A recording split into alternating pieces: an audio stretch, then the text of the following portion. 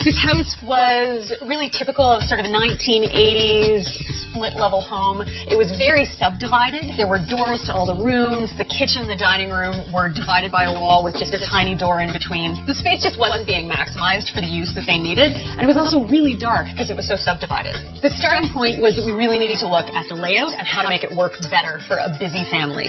They need to entertain, but they've also got their kids and all the toys, so it had to be a sophisticated space but with lots of clearance.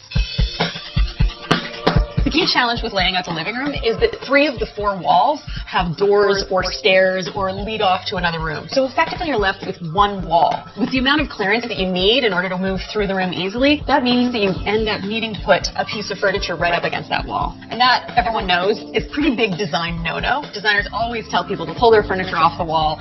That makes for better style.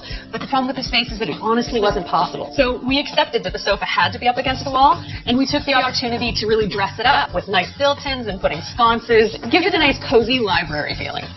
Once we put the sofa against the back wall, it sort of dictated where the TV was going to end up. But the nice thing is that because we really opened up the space into the dining room, it pushes it slightly off to the side and doesn't make the TV the focus in a living room.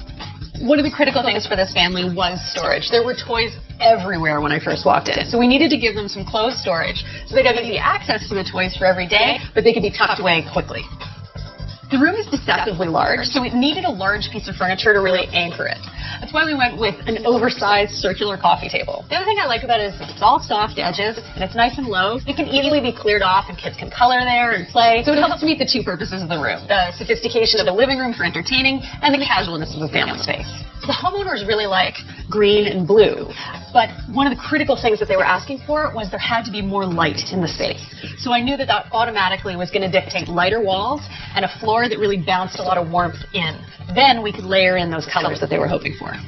Once we had the golden tones of the floor already selected, the fabric choice for the drapery really became obvious. That drapery is the focal point when you walk into the house. It's the first thing you see, and so we used that to drive the color selection for all the other soft finishes. Moving from the living room into the dining room, we increased the openness between the 2 spaces, particularly with them having small kids. We wanted the space to be a little bit more open and easy to move through. So we chose to work with armless chairs and a round edge table to keep the circulation flowing.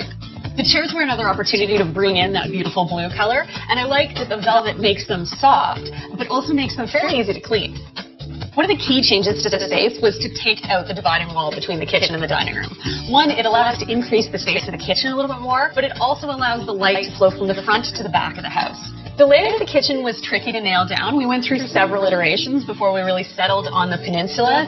The bay window was a struggle to figure out how to deal with it. The windows go quite low down and it's open to the street. So we actually blocked off the lower portion of the windows for increased privacy and then to give them a window seat with storage below. One little detail that we added that I think brings a lot of character to the space was that we went with black hardware on a gray cabinet. It's just a nice punctuation, but it's not a strong statement.